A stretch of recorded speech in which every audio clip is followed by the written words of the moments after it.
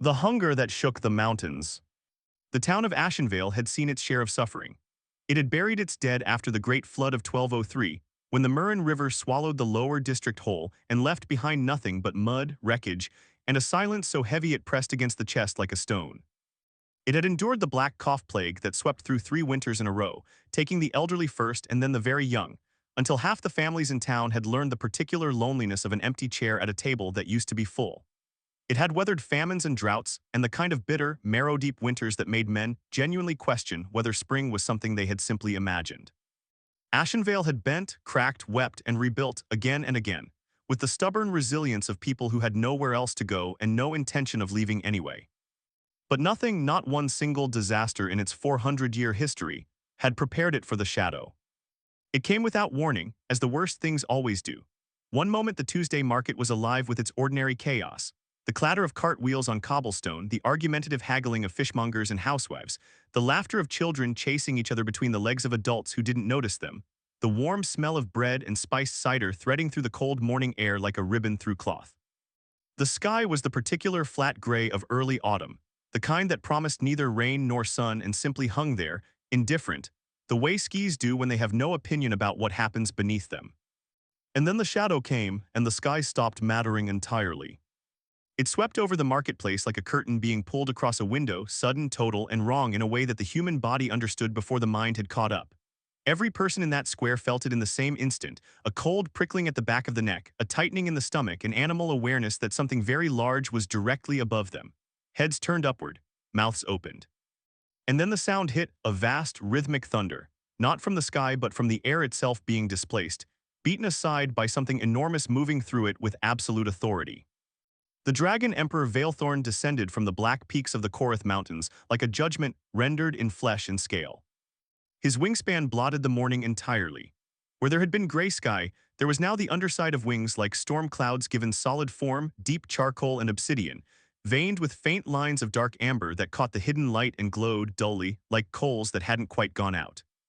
He was not flying so much as he was arriving, each downstroke of those wings producing a concussive wave of displaced air that rattled shutters, sent market stalls crashing sideways, and stripped the autumn leaves from every tree on the main street simultaneously. The cobblestones themselves seemed to tremble in anticipation. He landed in the center of the marketplace with a tremor that shattered every shop window for 3 blocks. The sound it made was not a crash. It was deeper than that, a percussive foundational impact that people felt in their back teeth and the soles of their feet, as though the earth itself had been struck like a bell. Stalls collapsed, crates tumbled. A horse hitched to a delivery wagon screamed once, broke its restraint, and fled down the eastern road at a speed that suggested it had no intention of ever returning to Ashenvale. The barrel of pickled onions in front of the mayor's temporary market office tipped and rolled, and the mayor, who had been in the middle of a firm conversation about tax collection, stepped backward 1 step, 2 steps, and then folded silently into it like a man returning to the sea. And then the fleeing began. It was not orderly, it was not brave. It was the purest, most democratic expression of human self-preservation that Ashenvale had ever produced. Every merchant, fishmonger, baker's assistant, soldier, and city official moving in rapid, panicked unison away from the enormous creature that had just rearranged their mourning. Spears clattered to cobblestones as soldiers discovered that no amount of training had actually prepared them for this specific scenario. A captain who had once held a battle line against 300 cavalry men dropped his sword without even noticing and walked briskly into an alley. The Fishmonger twins, notorious for standing their ground in every argument for 40 years, left their entire cart behind and did not look back once.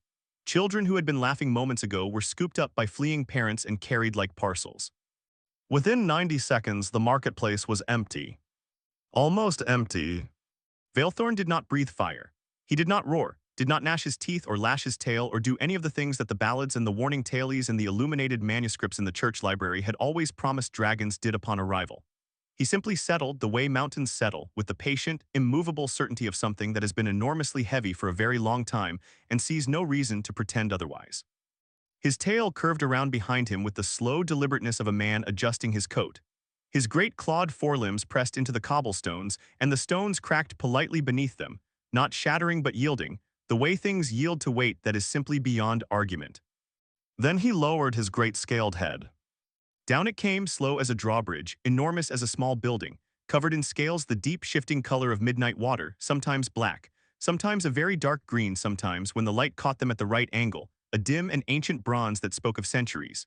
He lowered it until one amber eye the size of a cartwheel was precisely level with the single soul who had not moved. Corbin had not moved. He stood in the doorway of his bakery, a narrow, warm-lit establishment called, simply and without apology, Corbin's, with a loaf of rye bread still warm from the oven cradled in both hands, wrapped loosely in a cloth, and an expression on his face that could only be described as deeply inconvenienced. He was a stout man, broad through the shoulders and broader still through the middle, with forearms that spoke of 20 years of kneading and the kind of hands that were always slightly rough, always slightly warm, always dusted at the knuckles with flour that never entirely washed away. His hair was the color of wheat past its prime and thinning at the temples, and he wore a canvas apron over a work shirt that had been washed so many times the original color was anyone's guess. He was 51 years old. He had been awake since 3 in the morning. He had already handled 2 deliveries, a collapsed batch of morning rolls, and a supplier argument about the price of caraway seed. He looked at the amber eye the size of a cartwheel. He looked at it the way he looked at ovens that weren't cooperating, with frank assessment, without alarm, with the particular patience of a man who has long ago made peace with the fact that problems do not shrink simply because you are tired. "Human," the Dragon Emperor said. His voice was not loud precisely. It did not need to be. It was the kind of voice that filled every available space without effort, the way deep water fills a vessel not by force but by simply being more than the container was prepared for. It resonated in the stone beneath the cobbles and in the glass of the remaining unbroken windows, and in the wooden frame of Corbin's doorway and in the bones of Corbin's chest, so that the word landed not just in his ears but throughout his entire body, a full and thorough communication. "My son is ill." There was something in those 4 words that was not what Corbin had expected, not that he had formed particularly clear expectations in the last 90 seconds. Something that sat underneath the authority and the resonance and the sheer overwhelming physical presence of the Emperor of all dragonkind, and was, recognizably, something else. Something quieter. Something that Corbin, who had raised 2 children of his own, identified without being able to articulate why, and filed away in the back of his mind without comment.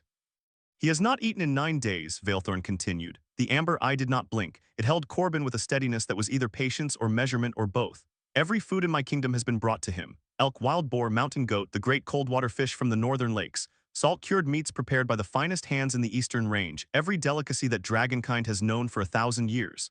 A pause, weighted and terrible. Every offering turns to ash on his tongue. He turns his head away, he grows thinner. Another pause, he grows quiet. The enormous eye moved just slightly, a fractional shift that in a human face would have been a glance downward, a momentary departure from composure. But last night on the wind he smelled something that stirred him. He lifted his head, he breathed deeply, and for the first time in 9 days something in him woke up. The great head shifted almost imperceptibly, as though even the Dragon Emperor understood that what came next required a certain care in the saying.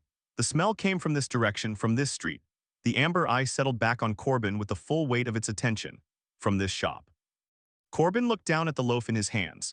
He looked at it for a moment with the straightforward, evaluating gaze of a man who has made the same thing 300 times and can read it at a glance: the color of the crust, the give of the crumb, the smell of it still rising in the cold morning air, warm and deep and layered with the particular character of rye that has been given enough time. He looked back up at the Dragon Emperor. He looked at the eye the size of a cartwheel. He looked at the scales that had probably never been touched by anything softer than a mountain. "That be the honey rosemary sourdough," he said. "I pulled it at dawn." His voice was even, not performatively calm, not the stiff, controlled flatness of someone managing fear, just even the way a table is even because it is built that way and has no particular reason to be otherwise. A silence followed that was long enough to be geologic. The Dragon Emperor regarded the stout flour-dusted man in the doorway. The stout flour-dusted man regarded the Dragon Emperor in the marketplace. Above them, the gray sky sat on the rooftops of Ashenvale with its usual indifference. Somewhere far down the eastern road, the delivery horse was still running. "Feed my son," Valethorn said, and now the voice was different, not softer exactly, but changed in the way that the same light changes when it moves from noon to late afternoon. The quality altered even if the source is the same. "And every bakery in this town is yours. Every oven, every mill, every grain field from here to the coast. You will want for nothing. Your children's children will live as kings." He let that sit for exactly one breath. "Refuse, and I will level this town to warm my feet." The threat was not delivered with anger. It was delivered the way large old things deliver ultimatums, with the weary certainty of something that has been powerful long enough to have stopped enjoying it, that makes such statements not from cruelty but from a kind of exhausted pragmatism, the way a man might say I will use my last coin if I have to rather than I want to ruin myself. There was no pleasure in it. There was only the plain arithmetic of desperation wearing the clothes of power. Corbin scratched the back of his neck. It was such a human gesture, so small, so unhurried, so utterly disproportionate to the moment, that it seemed to momentarily confuse the air around it, as though the universe had expected something grander and found itself uncertain how to proceed. He set the rye loaf down on the wooden counter just inside the doorway, the cloth falling open a little so the steam could escape. He wiped his hands on the front of his apron, a habitual gesture, the kind done 10,000 times, the gesture of a man finishing one thing before beginning another. He looked at Valethorn with that same frank, unhurried assessment he had been giving him since the beginning, and this time he seemed to be measuring something different. Not the dragon's size, not his power, not the credibility of his threat. Something else, something underneath all of it. The quiet thing Corbin had noticed at the start, tucked behind the thunder of the voice and the enormity of the scales and the amber eye that had never once looked away. A parent who had watched his child stop eating, stop moving, go quiet in the particular way that frightens parents more than any loudness ever could, and who had run out of things to try and had come, finally, to the last idea he had, which was a smell on the wind and a doorway in an ordinary street in a town he would have otherwise flown over without a second thought. Corbin had 2 children, one grown, one nearly. He knew the arithmetic of that fear by heart. He gave the Dragon Emperor one more long, measuring look, the look of a man who has made his decision and is simply making sure he's comfortable with it before he speaks. And then he said the last thing anyone in Ashenvale, or perhaps in the entire kingdom, or perhaps in any of the stories that would be told about this morning for generations afterward, could have predicted. "Bring the boy," Corbin said. "I'll feed him for free." The words landed in the empty marketplace the way a stone lands in still water, clean, certain, spreading. There was no theater in the way they were delivered. No bravado, no grand gesture, no trembling defiance that announced itself as courage. He said it the way he said most things. Plainly, as a statement of what he intended to do, as though the alternative, accepting the treasure, or refusing the dragon, or doing anything other than exactly what was most obviously needed, had simply not occurred to him as a serious option. The Dragon Emperor did not speak immediately. The amber eye, which had maintained its unblinking assessment of the man in the doorway for the entire length of their exchange, shifted almost imperceptibly. It was not something that could be named with confidence, that shift. It was too subtle, too private, too much a thing of an inner world that no human had ever been invited into and probably never would be. But it moved just slightly, and in its movement was the trace of something that had not been there before. The gray sky continued to sit on the rooftops. The broken glass from the shop windows caught the flat morning light and scattered it quietly across the cobblestones. The steam from the rye loaf continued to rise from the open cloth on the counter, curling upward in the cold air, warm and fragrant and entirely unimpressed by the enormity of what surrounded it. Corbin picked the loaf back up, tucked it under his arm, and turned toward the interior of his shop.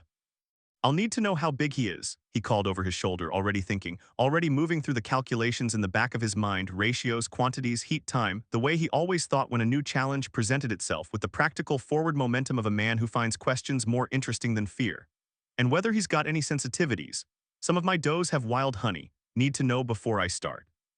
He disappeared into the warm, flower-smelling interior of the bakery, leaving the Dragon Emperor of all dragonkind standing alone in the empty marketplace of Ashenvale, surrounded by broken glass and overturned market stalls and the distant sound of a horse that had not yet stopped running. Valethorn stood very still for a long moment. Then he lifted his great head back toward the mountains and called out in the deep resonant language of dragonkind, a sound like boulders moving, like the first crack of ice on a winter river, like the lowest note of an organ played in an empty cathedral. And the call carried upward through the cold autumn air toward the black peaks of the Korith Mountains, where his son waited. "Come down," it said, in the way that only fathers say such things, with all the weight of relief pretending to be ordinary instruction. "Someone is going to feed you." Inside the bakery, Corbin was already building his fire higher. He was already thinking. He was already, in the quiet and certain way of a man who knows exactly what he is for, beginning to bake. The boy who could not eat. They brought the young dragon prince down from the mountains on a litter carried by 12 soldiers, and the sight of it was the kind of thing that rearranged something quietly and permanently in the chest of every person who witnessed it. The litter itself was enormous, wide planks of mountain pine lashed together with iron chain, the whole thing reinforced with crossbeams as thick as a man's torso, And yet even so, even built to that scale, it seemed barely adequate for the job. The 12 soldiers who carried it were not ordinary men. They were the Emperor's household guard, each one selected for size and strength, and the particular unshakable composure required of those who serve at the intersection of power and intimacy, who see the private face of greatness and are trusted to keep it private. They wore no ceremonial armor today. They had come in plain traveling clothes, with no banners and no announcements, moving down the mountain road in the gray morning with the quiet urgency of people trying to get something fragile somewhere safe before anything else went wrong. They were carrying a child, and the child was sick, and nothing else about the situation mattered. Solon, crown prince of the Dragon Throne, heir to the Korath Mountains and all dominion therein, was perhaps 100 years old. By dragon reckoning, this made him a child, barely past the stage of learning to fully control his flame, still in the era of growth and discovery and the gradual ungainly process of becoming what he was always meant to be. 100 years in a life that might span 3,000 was the equivalent of perhaps 8 or 9 in human terms, old enough to have opinions, young enough to still reach for a parent's presence instinctively in the dark, old enough to be embarrassed by it in the light. He should have been magnificent. The portraits in the mountain throne room showed what he would one day be. Scales of deep, burnished gold that caught the sun and threw it back in warm, copper-threaded light, eyes like concentrated fire, the proud and upright carriage of a creature that understood its own significance. Dragon children of his lineage grew slowly into their color, the way certain flowers deepen through the season. And at 100 years he should have been showing the first rich hints of that eventual gold, bright at the edges, promising at the center, the color of something in the process of becoming extraordinary. Instead, his scales were the pale, washed-out silver of old ash. Not silver the way moonlight on water is silver, not silver with any beauty or intention in it, but the gray silver of something that has been bleached of its proper color, as though whatever warmth should have lived in those scales had simply retreated inward and gone very quiet. They lay flat against his body in the way that scales do when a dragon is cold or frightened or diminished in some fundamental way that goes deeper than temperature. They did not catch the light. They did not do anything. They simply sat there pale and still, like paint left too long in the sun. He was no larger than a draft horse. This was the detail that broke people, the one that snuck past whatever defenses witnessing the Emperor's arrival had erected. Because a draft horse is not a small thing. It is a large, powerful, substantial creature that commands respect in any ordinary context. And yet next to what Solon should have been, next to the scale his lineage promised, next to his own father standing behind the litter with his wings folded and his amber eyes moving over his son with the restrained and exhausting vigilance of a parent who has been frightened for a very long time, next to all of that, the young prince looked small. He looked fragile. He looked like something that needed protecting, which was perhaps the most disorienting thing of all to see in a dragon, and which was why the people who had crept cautiously back to the edges of the square found themselves unable to look away and equally unable to look directly, caught in the uncomfortable position of witnessing something private that had been made public by necessity. His eyes were the worst of it. Dragon eyes are fire in the truest sense, not metaphorically, not as a manner of speaking, but literally alive with light in a way that suggests that whatever burns inside a dragon burns also behind their gaze, that the inner flame and the outer one are connected in some fundamental way that the scholarly texts have never adequately explained. Young dragon eyes in particular are vivid, restless, catching everything, holding nothing. The eyes of creatures who find the world inexhaustibly interesting and have not yet lived long enough to have that interest worn smooth by repetition. Solon's eyes had gone dull. Dull like embers starved of air, that specific particular dullness that is not darkness but the threshold of it, the moment just before something goes out entirely, when there is still technically light but the light has forgotten its own purpose. He lay on the litter with a stillness that was not rest. It was the stillness of something conserving what little it had left, not gathering strength but simply not spending it, because spending it had come to seem like a transaction with no return. Corbin was standing in his doorway when the litter came into the square.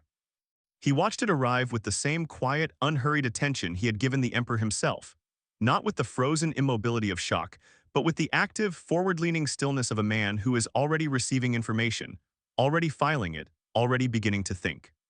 He watched the soldiers set the litter down on the wide cobblestones outside the bakery with careful, practiced coordination, watched them step back and straighten, and assume the formal distance of attendants who have learned that their job at this particular moment is to be invisible. He watched Veilthorn move to stand behind his son with a deliberateness that was almost architectural, the Dragon Emperor placing himself as a wall between the boy and the wider world, a thing built of instinct older than language. Then Corbin walked down the 2 steps from his doorway and stood before the young prince, and he looked at him. He studied Solon the way he studied every challenge that had ever come to him across the counter or through the kitchen or up the road in the form of a difficult supplier or a complicated request. The way he had studied the bread that wouldn't rise for 3 straight weeks one winter until he understood it was the water, not the yeast. The way he studied ovens that ran too hot in the back left corner and too cool everywhere else, requiring a particular rotation and timing that lived now only in his hands and his instincts. The way he studied customers, and this was perhaps the most relevant skill, who stood on the other side of his counter unable to name what they wanted but communicating it nonetheless in the way they held their shoulders, in the particular quality of their fatigue, in the thing they reached for and then put back over and over, until Corbin handed them something they hadn't asked for and watched their faces change. He looked at the pale scales. He looked at the flat stillness of them, the way they caught no light, gave nothing back. He looked at the eyes and noted their quality, not just the dullness but the texture of it, the specific way a thing looks when it has been forced into dormancy rather than naturally at rest. He looked at the thinness which was visible even under the scales, a concavity where fullness should have been, the architectural suggestion of a body that had been subtly, persistently consuming itself. He did not make sympathetic sounds. He did not reach out and touch or say something soft and reassuring or perform the visible theater of concern. He simply looked, with the full weight of his attention and the complete absence of hurry, for as long as he needed to.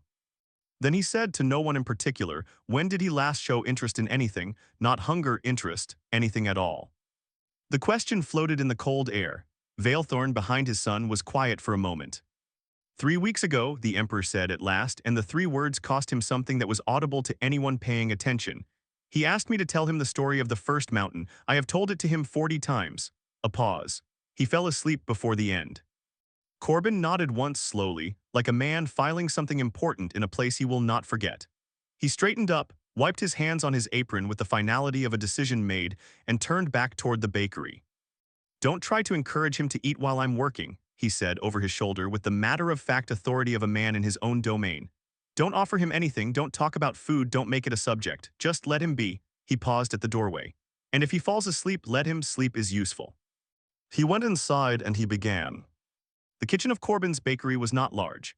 It was the kitchen of a working man in a working town, practical and scarred, and organized with the dense, efficient logic of a space that is used hard every day by someone who cannot afford waste. The walls were the amber gray of decades of flour dust and oven heat. The main work table was thick wood, dark with use, its surface worn into a gentle concavity at the center where 10,000 batches had been turned and shaped. 3 ovens lined the back wall, each one with its own character and history and the particular personality that ovens develop when they have been used long enough by someone who knows how to listen to them. Corbin stood in the center of this kitchen for several minutes and did nothing. This was not unusual. It was in fact the thing his former apprentice had found most baffling and eventually most instructive about working with him, that before a difficult bake, Corbin always stopped. Not for long, not dramatically, just long enough to clear the inside of his head the way you clear a workbench before starting something that requires the whole surface. He stood and he breathed and he let the question settle, and then when it had settled, he began to hear the answer. The question today was not what he knew how to make. The question was different, deeper. He turned it over in his mind the way he turned dough, patiently, repeatedly, feeling for the thing that wasn't right yet, working toward the thing that was. What does a child need when they have forgotten how to want? Not the grandest thing, not the most impressive thing, not the thing that demonstrated the greatest skill or commanded the most admiration or was most worthy of the occasion. None of that. Those were the wrong categories entirely. Those were the categories that the Emperor's own cooks had been working in. He suspected the finest delicacies, the most prestigious preparations, food that announced its own excellence. And they had all turned to ash on the boy's tongue. Because a child who has lost their appetite has not lost it for ordinary reasons and cannot be reached by extraordinary means. They could only be reached by the right ones. Corbin thought about his son. Mattias, 11 years old, the winter of the fever that had lasted 8 days and scared Corbin in the private, wordless way that parents are scared when medicine has done what it can and time is doing the rest, and there is nothing left to do but wait and be present and try not to show on your face the full weight of what you're feeling. Mattias had refused everything: broth, soft bread, warm milk, all the recommended invalids' foods, all the sensible choices. He had turned his head to the wall with the definitive exhaustion of someone who had run out of effort for the business of existing, and Corbin had sat beside him for a long time in the lamplight, watching him breathe, and then had gone downstairs to the kitchen. He had not made anything medicinal.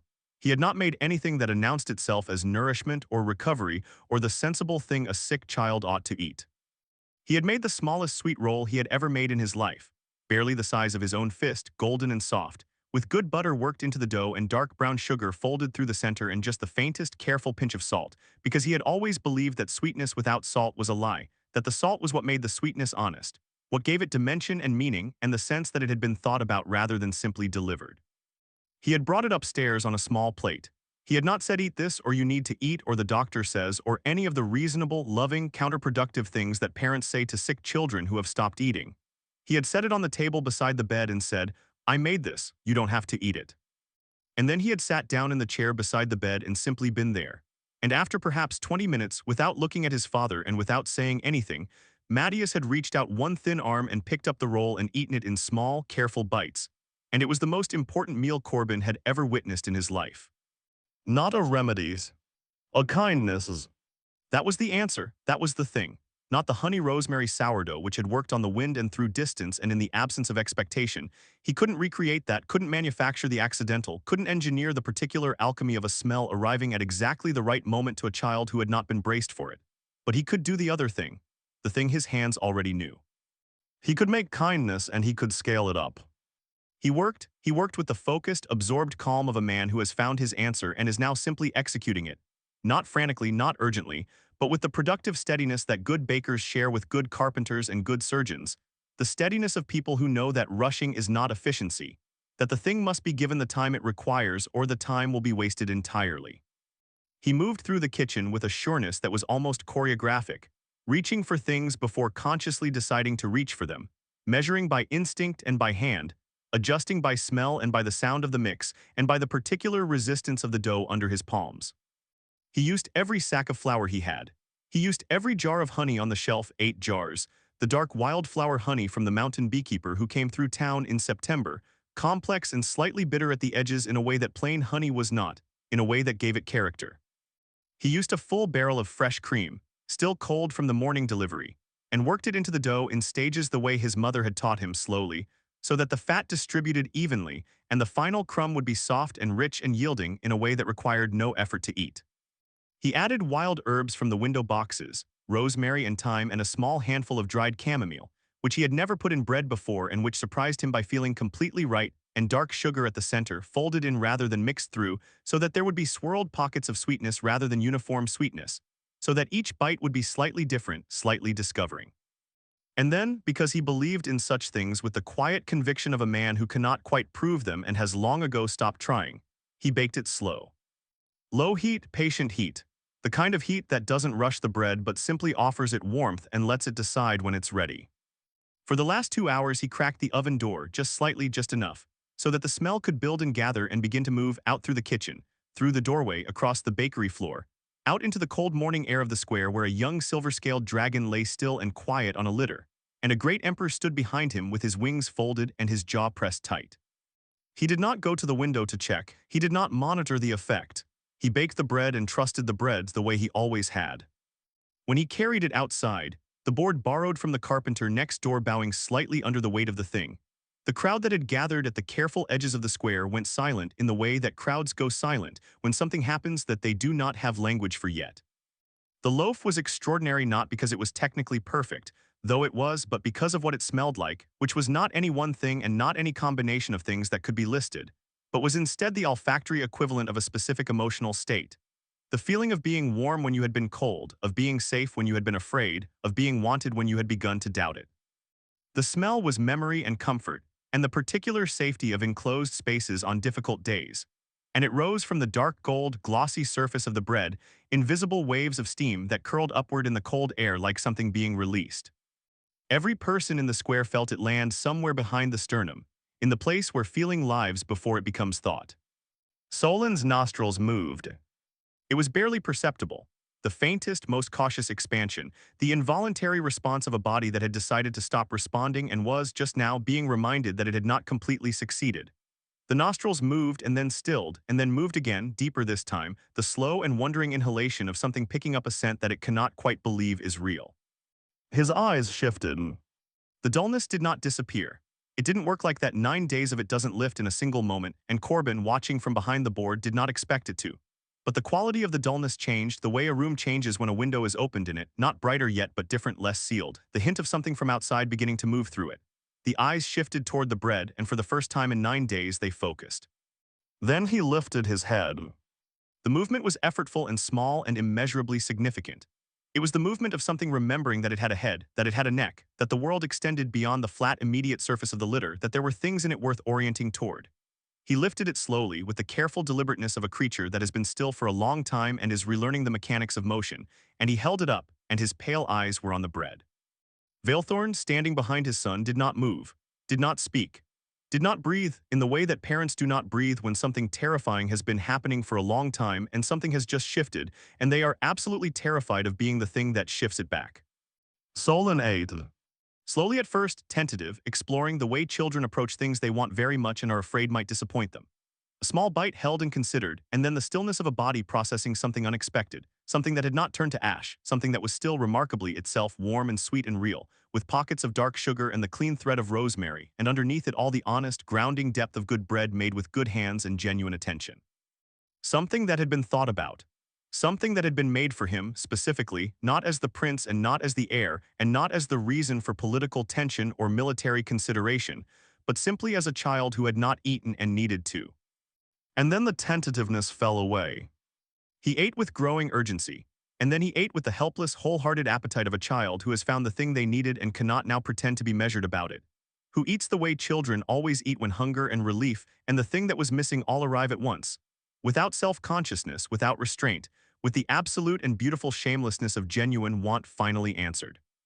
Veilthorn watched. The Dragon Emperor, who had held 4 mountain ranges against the combined armies of 3 kingdoms, who had negotiated treaties in languages that required different organs to speak, who had ruled for 600 years with the kind of authority that bends history like a river bends around stone, stood behind his son and watched him eat, and pressed his great jaw together in the way that creatures do, all creatures, when something has undone them and they have not yet decided what to do about it.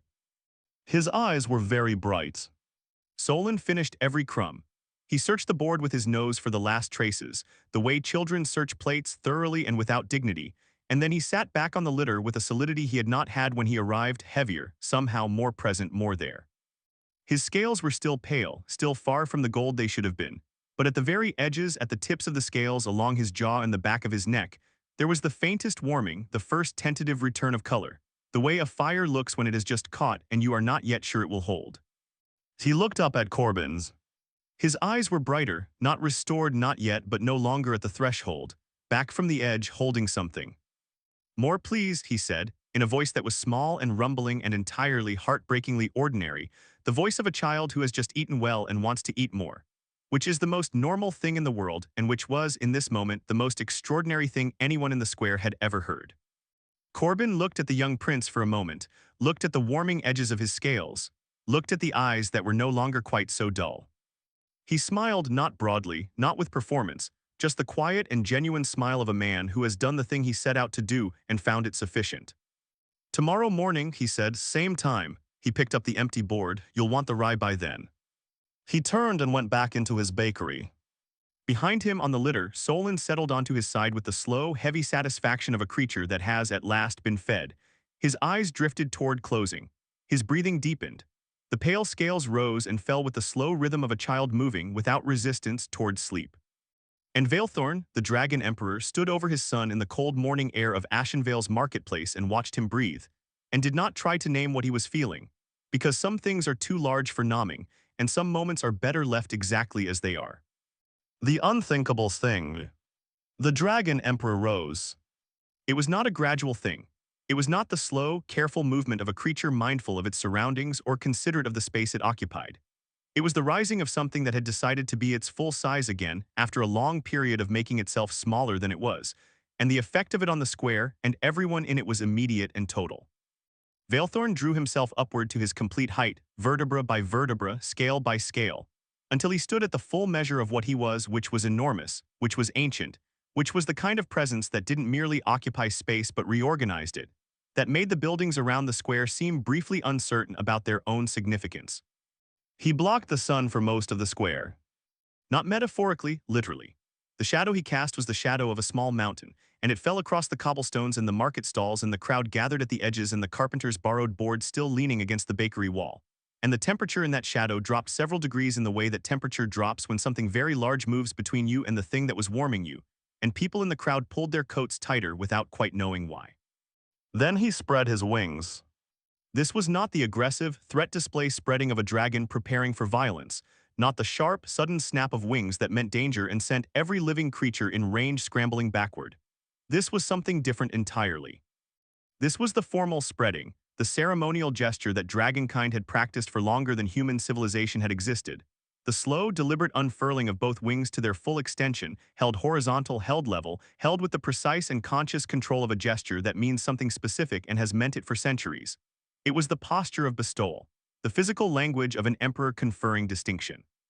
Every scholar in every library that contained any material on draconic culture would have recognized it immediately, and every person in the square of Ashenvale who had never read a word of draconic scholarship felt the weight of it regardless, in the instinctive human way of understanding ceremony even when you don't know its name.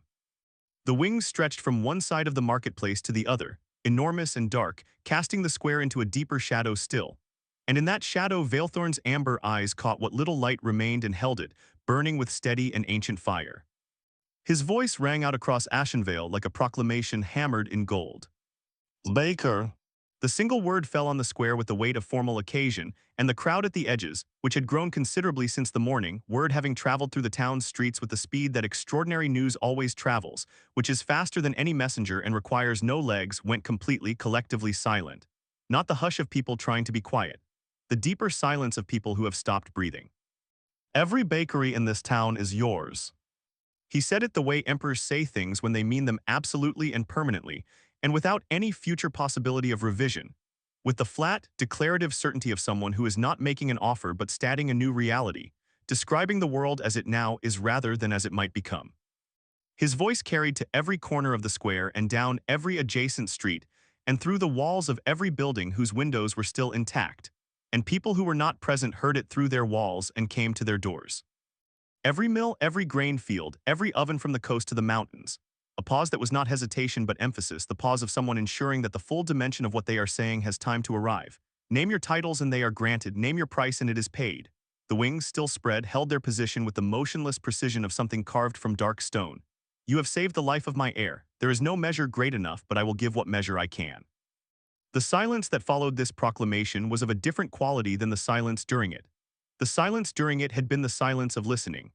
The silence after was the silence of reckoning, of every mind in the square simultaneously attempting to process the scale of what had just been offered, to convert it from words into reality, to actually understand what it would mean. Every bakery in the towns, every mill, every grain field from the coast to the mountains. The crowd leaned forward. It was not a conscious movement. Nobody decided to lean. It happened in the way crowds happen, collectively, organically, the physical expression of a shared internal state, which was the state of people who are watching something momentous and cannot help moving toward it even by fractions of inches. Every merchant who had fled that morning and crept cautiously back was leaning. Every miller, every grain farmer, every housewife and fishmonger and city clerk, every soldier who had retrieved his spear from the cobblestones and was now holding it with far less purpose than before, they were all leaning, all oriented toward the stout flour-dusted man standing in front of his bakery with the empty board at his feet, and the Dragon Emperor's proclamation hanging in the air above him like weather. Because they understood what this meant, in the practical and immediate way that people who work with their hands and live close to the land understand the value of land and labor and ownership. They understood that a man who owned every bakery in Ashenvale would control the bread supply of the entire region. A man who owned every mill controlled the flour. A man who owned the grain fields from the coast to the mountains controlled everything before the mill, the raw material, the source, the point at which all subsequent value originated. They understood that such a man would be richer than the provincial governor, richer than the governor's governor, richer perhaps than anyone in the kingdom below the royal family itself. They understood that Corbin had arrived at this morning as the owner of one shop, a second-hand oven he'd replaced 3 years ago, a delivery cart, and the goodwill of his regular customers. And they understood that all he had to do was say yes. Corbin stood in the moment the way he stood in all his important moments, which was quietly and without theater, with the outward stillness of a man whose most significant activity was internal and required no visible expression. He did not look at the Dragon Emperor first. He did not look at the crowd. He looked at Solon. The young prince had not been moved from the cobblestones after eating. There had been a brief discussion among the soldiers about returning him to the litter, but he had settled so naturally and so completely onto the wide flat stones of the square, curling onto his side with the unself-conscious sprawl of a child who has eaten well and found a warm enough surface, that the discussion had concluded without action. He lay there now in the shadow of his father's wings, and he was asleep. Genuinely, deeply, restoratively asleep, in the way that is only possible when the body has finally received something it needed badly and has immediately begun the work of using it. His small chest, small for a dragon, which is to say still larger than a man, rose and fell with the slow, even rhythm of that deep sleep, and at the edges of his scales, at the jaw and the neck and the ridge of his brow, the color continued its quiet and incremental return. Still pale, still far from what it should be, but warming, the way the sky warms in the hour before sunrise, not there yet, but unmistakably moving in the right direction, committed now to arriving. Corbin looked at the sleeping child for a moment with an expression that was not quite readable, not quite nameable, but that contained within it something that the people closest to him would have recognized. The same expression he wore when a difficult bake came out right, when the thing he'd tried for finally worked, when the problem resolved into the thing it was supposed to be all along. Satisfaction was too small a word for it. It was deeper than satisfaction. It was the feeling of having been useful in the way that was most true to what you were, which is the rarest and most sustaining feeling available to people who know what they are for. Then he looked at the bakeries around the square. He looked at them carefully, one by one, in the way he had looked at Solon on the litter, with full attention, without hurry, receiving what was actually there rather than what he expected to see or wanted to see or had decided to see before looking. Old Merritt's rye shop was 3 doors down from Corbin's, a narrow establishment that had been standing in that spot since before the Great Flood, rebuilt afterward in the same location because Merritt's grandmother had built the first one and her mother had rebuilt after the flood and Merritt herself had rebuilt again after the fire of 1219, each time in the same place, because the family had decided long ago that the place was theirs and no disaster had yet successfully argued otherwise. Merritt was 67 years old. She had been at that oven since she was 19, learning from her mother the way her mother had learned from hers. And her rye bread was the kind of thing that existed in Ashenvale's collective memory not as a product, but as a given, like weather and seasons, like the particular sound the Murren River made after rain. People had been eating Merritt's rye at their tables since before they were old enough to have opinions about it, and they would have it at their tables after Corbin was gone, and after his children were gone, because some things establish themselves so deeply in the life of a place that they become part of what the place is. You could not own old Merritt's rye shop. You could hold the deed to the building, but the shop itself, the thing it actually was, belonged to 40 years of Merritt's mornings, and those were not transferable. He looked at the Belvin brothers' pastry house. Henrik and Joss Belvin were 43 years old, both of them, twins in the way that pastry-making twins tend to be, finishing each other's sentences and arguing about everything simultaneously, deeply convinced that the other one was wrong about butter ratios and deeply dependent on the other one's wrongness as the standard against which their own correctness was measured. Their father, old Pieter Belvin, had built the pastry house 40 years ago with his own hands and had taught them both everything he knew. And when he died 6 years past, he had left them the shop equally and without instructions, trusting them to figure it out, which they had done in their characteristic way. By arguing about it constantly and never actually resolving anything, and somehow, through the productive friction of their disagreement, producing pastry that was better than either of them could have made alone. Their pastry house did not belong to its deed. It belonged to Pieter's memory and Henrik's stubbornness and Joss's counter-stubbornness, and the argument about butter ratios that would never be resolved because the argument was the point, was part of the recipe, was the secret ingredient that nobody would ever be able to write down. And then there was Peary. He looked at the sesame roll cart, parked now at the edge of the square with its owner hovering uncertainly nearby. A young woman of perhaps 24, small and dark-haired, with the particular quality of alertness that belongs to people who start their workdays before the rest of the world has remembered that days exist. She had been pushing that cart through Ashenvale streets before sunrise every morning for 2 years, in the cold and in the rain, and in the snow that came hard off the mountains in January and February, building her customer base one sesame roll at a time with the patient, unglamorous determination of someone who has a plan, and intends to see it through regardless of what the weather has to say about it. Peary's cart was not a bakery yet. It was the beginning of one, the seed of one, the first act of something that was still becoming what it would be.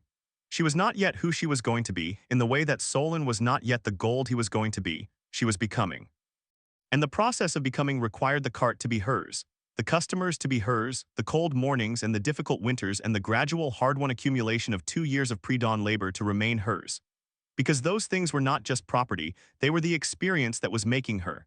and you could not take them from her and give them to someone else without taking her future self along with them.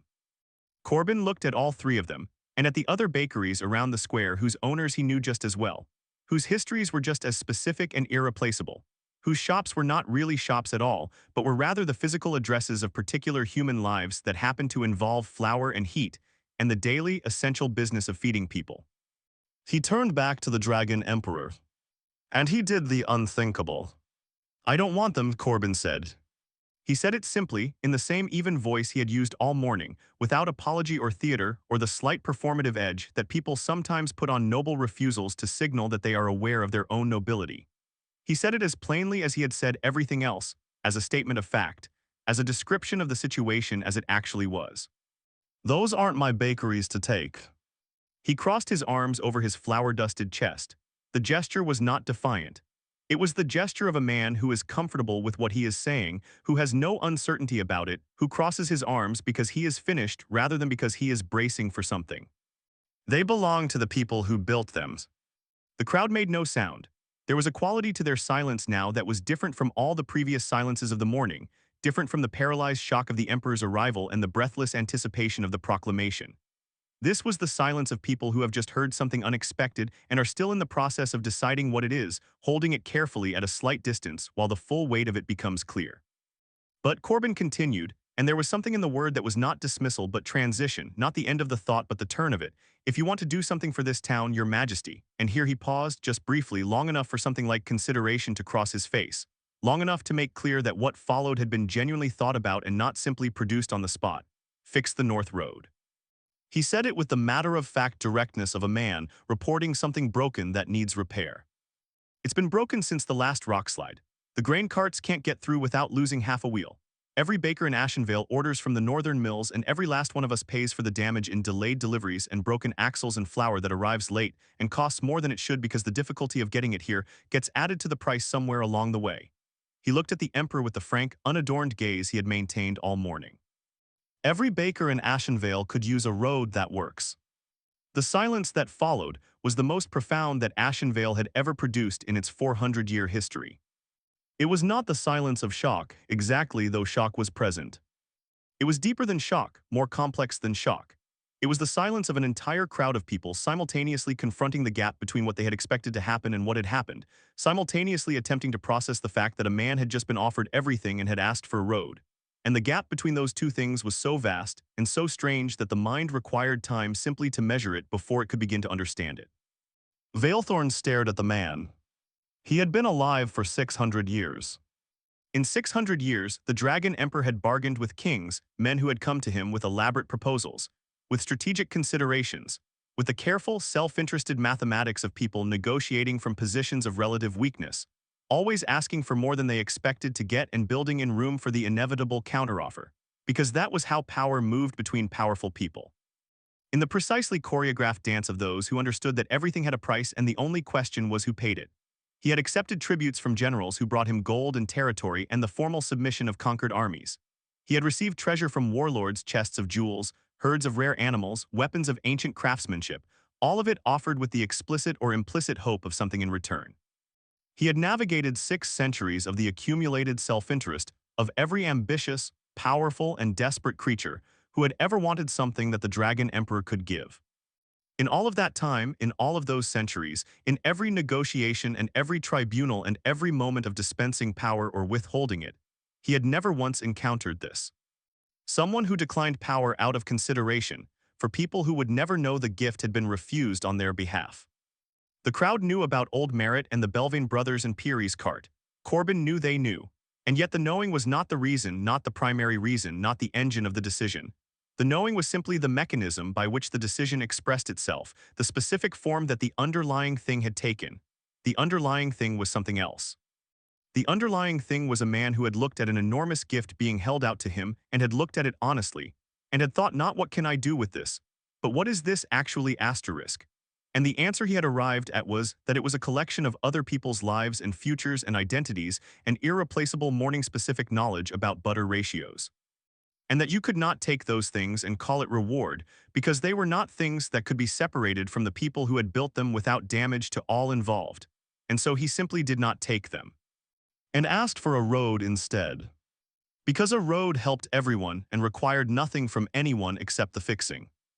Valethorn said the road, in the way that a person says a word when they are not repeating it but testing it, holding it up to examine its weight, its dimensions, its actual substance, trying to understand how a word that small could be the answer to an offer that large. And perhaps, Corbin said, and his voice had shifted very slightly, not softer exactly but less formal, the way a voice shifts when it moves from a matter of principle to a matter of genuine personal preference. Solon could come back on Thursdays. He glanced at the sleeping prince on the cobblestones, at the small slow rise and fall of the paland warming scales. I do a honey cake on Thursdays, different from what he had today, lighter, more layered, with a caramel glaze if I get the temperature right, which I usually do. He paused. I think he'd enjoy it. Another pause, briefer, no charge, just. He moved one hand in the small, unfinished gesture of someone stating something obvious a kid should eat. The Dragon Emperor was quiet for a long moment. It was a different kind of quiet than his previous silences, not the quiet of waiting, or of measuring, or of the formal pause that precedes formal speech. It was the quiet of someone who has been moved by something and is deciding what to do with being moved, navigating the unfamiliar territory of feeling significantly more than they anticipated feeling in a Tuesday marketplace in a town they had never visited before today. He lowered his head. He lowered it slowly, in the way he had lowered it that morning, the great drawbridge descent of something enormously heavy being brought gently to the level of something small, until one amber eye was again level with the baker's face. But this time the eye was closer than it had been that morning, and the quality of its attention was different. Less assessment, less measurement, and something that was not quite any of the words available for it, something that was its own thing entirely and that Corbin held quietly without trying to name it. Valethorn spoke in a voice too low for the crowd to hear. It was a voice stripped of ceremony, stripped of the formal register of proclamation, stripped of all the layers that 600 years of imperial identity had built up around whatever had always been underneath, a voice that was simply itself, saying something that was simply true. You are the strangest, finest creature I have ever met. Corbin received this with the same equanimity with which he received most things, not with false modesty, not with the deflecting self-deprecation that people use when they are uncomfortable with sincerity, but with a simple and quiet acknowledgement, a brief stillness that was recognition, that was the receipt of something given in good faith. Then he picked up the borrowed board from where it leaned against the wall, tucked it under his arm, and went back into his bakery to begin tomorrow's prep. The North Road was repaired within the week. The Emperor's household guard arrived with survey tools and intentions, and quickly discovered that survey tools were unnecessary when you had a dragon tail available, which it turned out could shift the rockslide debris from the North Road in approximately 4 hours of concentrated effort, packing it into the hillside embankment with a thoroughness that no human crew with any amount of time could have matched. The road that emerged was not merely cleared but improved, the surface leveled, the drainage ditches reset, the worst of the old paving stones reset properly, the whole thing left in a condition that the Provincial Road Commission had been promising for 3 years and never delivering. The grain cart drivers who traveled the northern route stood at the edge of the completed road and looked at it in the bewildered silence of people who have been fighting the same problem for so long that its sudden absence feels like a kind of trick. Then they drove their carts over it and arrived in Ashenvale on time, with whole axles and dry flour and the simple, durable satisfaction of a job that was no longer harder than it needed to be. Every baker in Ashenvale benefited. Most of them never knew precisely why. Every Thursday for 11 years, a young dragon came to Ashenvale. He came alone after the 3rd month, without the litter, without the guard, flying down from the mountains in the early morning in the manner of someone who knows the way well enough to travel it without ceremony. He grew as dragon children grow, slowly but with commitment. The silver scales deepened, first to silver gold at the edges, then to a warmer gold throughout, the color returning over months and years like a long sunrise, gradual and then suddenly and completely there. His eyes brightened and then brightened further, and the dullness of that first morning retreated so thoroughly that by the 2nd year it was almost impossible to remember it had been there. He ate honey cake every Thursday. He worked his way through the full range of Corbin's Thursday offerings as he got older and braver and more willing to try things. The honey cake first, then the layered spice bread in autumn, then the dark molasses loaf in winter, then the fig and walnut pastry in spring that was technically difficult to make at dragon scale, and that Corbin solved by involving Henrik and Joss Belvin without explaining why. Which produced 3 months of additional argument about butter ratios, and the best results any of them had ever achieved. He and Corbin did not talk in the way that adults plan to talk to children, with intention and agenda. They talked the way Corbin talked to all his regular customers, easily without pressure about small and adjacent things, about the weather coming off the mountains, about the flavor of this week's honey versus last week's, about bread in general, which Solon developed genuine and specific opinions about as he grew older, opinions that Corbin took seriously and argued against on their merits, which Solon found, though he would not have had words for it at 11 or 15 or 20, more respectful than almost anything else an adult had ever offered him. On the Thursday of Solon's 114th birthday, 14 years old, by Dragon Reckoning, which was approximately 12 in human terms, and which the young prince had spent the morning of in a long and complex argument with his mathematics tutor about the relationship between geometry and architectural load-bearing, an argument he had been winning. He arrived at the square before Corbin had even unlocked the front door, which was early even for him. He waited. He sat on the cobblestones outside the bakery in the cold morning dark, tail curled around his feet, the deep gold scales catching the lamplight from the street, and he waited with the patient contentment of someone who has arrived at a place that is reliably good and is happy simply to be approaching it. When Corbin unlocked the door and found him there, he did not make a fuss. He said, "Cold morning," and Solon said, "Yes," and Corbin went inside and built the fire higher. This was the shape of it, this was the whole of it, and the whole of it was enough. Corbin remained the owner of exactly one shop. The second-hand oven he had carried the weight of his early years on was replaced in the 4th year after the Tuesday of the Dragon Emperor, with money he had saved in the ordinary way, by working and by being careful and by not spending what he did not have. He bought a good oven, a well-made one, and it served him for the rest of his working life. He did not buy a second shop or a mill or a grain field. He was not offered the chance again, because it was not the kind of offer that comes twice, and the kind of man Corbin was had never wanted it to come at all. He never once considered that he had given anything up. This was the part his children found most puzzling when they were old enough to ask. When they were old enough to understand the arithmetic of what had been offered, every bakery, every mill, every grain field from the coast to the mountains, and to understand what he had declined it in exchange for, which was a road and a standing Thursday invitation and nothing more. They asked him, on winter nights when the fire was good and the hour was late enough for real questions, why he had not said yes. Whether he had regretted it, whether there were moments when he thought about what might have been. He would look at them for a moment, in the way he looked at difficult questions, not avoiding them, but taking their actual measure before answering. And then he would tell them what Valethorn had said. The words too quiet for the crowd, the words that only he had heard, the words he carried in the private interior place where people carry the things that have mattered most to them, that have helped them know what they were, that they return to sometimes in the dark without needing a reason. "You are the strangest, finest creature I have ever met." And he would tell them not as a lesson, not as a moral, not as the kind of thing parents say when they want children to absorb a principle, but simply as the truth as he had always understood it, that he had not given anything up. That the bakeries would not have been his regardless of what the deed said, because a deed is a piece of paper and a bakery is a person's life, and those are different things. That a road that works helps everyone who needs to use it, which is a larger and more durable good than any individual fortune, and that the largest things are almost always the quietest ones, the ones that don't announce themselves, the ones you might not notice unless you're paying a particular kind of attention. And that a kid should eat. That one he said simply, as if it required no further explanation because he believed it required none. He had simply done what bakers do. He had fed someone who was hungry.